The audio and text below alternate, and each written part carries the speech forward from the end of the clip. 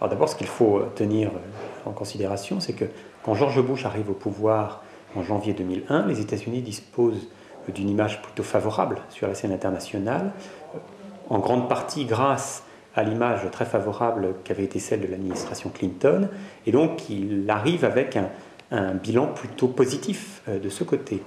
Cette image s'est trouvée confortée grâce aux attentats du 11 septembre 2001 et à l'image extrêmement positive au soutien dont ont fait l'objet les États-Unis à la suite de ces attentats. Et c'est donc par la suite que nous avons assisté à une dégradation tout à fait substantielle de l'image des États-Unis sur la scène internationale. Ce qui nous amène inconsidérablement à penser que ce qui explique cette dégradation, ce ne sont pas des effets propres aux Américains, propres au système de gouvernement américain. Donc on ne déteste pas les Américains pour ce qu'ils sont, mais bien évidemment pour ce qu'ils ont fait pendant cette administration. Et on pense bien évidemment à la manière dont a été gérée la relation avec les Alliés à l'occasion de la crise irakienne. On pense bien sûr aussi au ton très agressif à l'encontre de certains États identifiés comme des États voyous. Et puis on pense aussi et surtout, et peut-être que cet aspect est le plus important dans cette dégradation très nette de l'image des États-Unis, à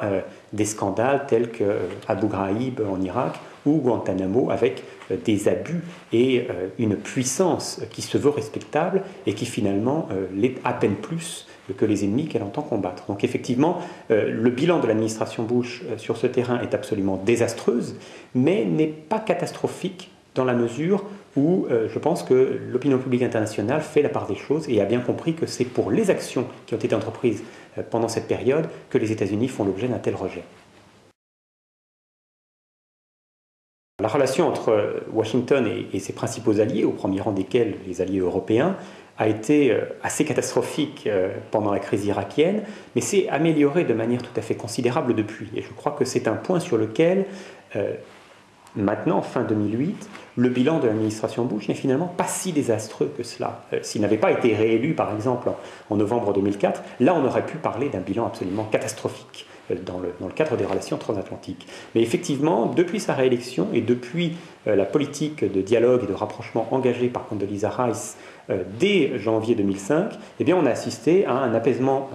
assez considérable des relations avec les alliés, au premier rang desquels, bien évidemment, la France. Et on peut dire effectivement que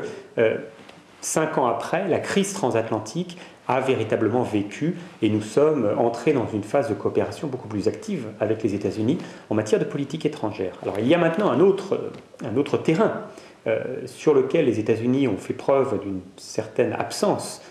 tout au long de cette administration Bush. C'est le terrain asiatique, et l'Asie du Nord-Est en particulier, et certains pays de cette région, au premier rang desquels la Corée du Sud et le Japon, des alliés traditionnels eux aussi de Washington, se plaignent aujourd'hui d'avoir été quelque peu laissés de côté au cours des dernières années, et attendent d'ailleurs de manière très nette que le nouveau président Obama s'engage de manière beaucoup plus ferme dans cette région et se montre plus présent et fasse à nouveau des États-Unis une puissance importante en Asie-Pacifique. Pour commencer peut-être par la dernière question, non, malheureusement, on ne peut pas dire que le bilan plaide en faveur de l'administration Bush sur la gestion des États dits voyous, pour une raison très simple, c'est que nous n'avons pas avancé de manière conséquente sur les dossiers par rapport à la prise de fonction du président Bush en janvier 2001. On peut mentionner par exemple l'exemple nord-coréen. En 2002, quand la crise nord-coréenne éclate, les relations entre les États-Unis et la Corée du Nord sont plutôt cordiales. Elles ont été d'ailleurs excellentes à la fin de l'administration Clinton et on est dans le cadre de la Sunshine Policy amorcée par Séoul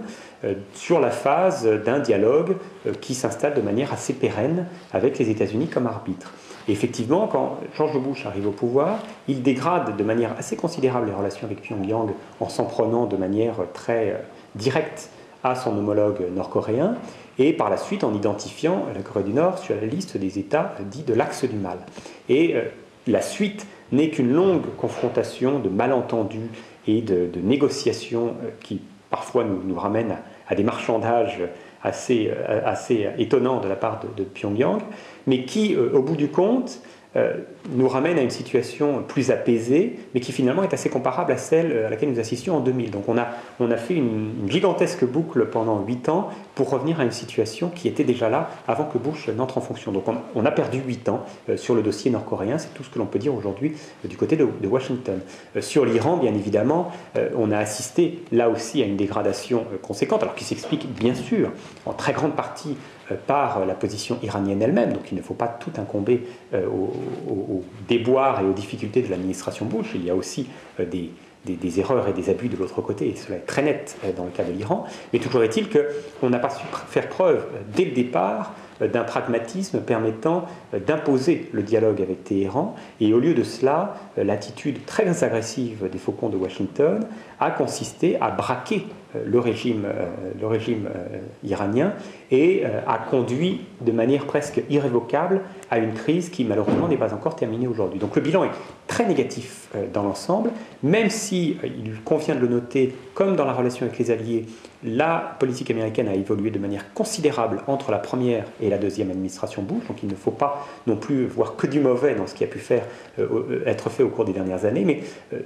d'une certaine manière, on peut dire que la deuxième administration n'a permis que de panser les plaies de la première.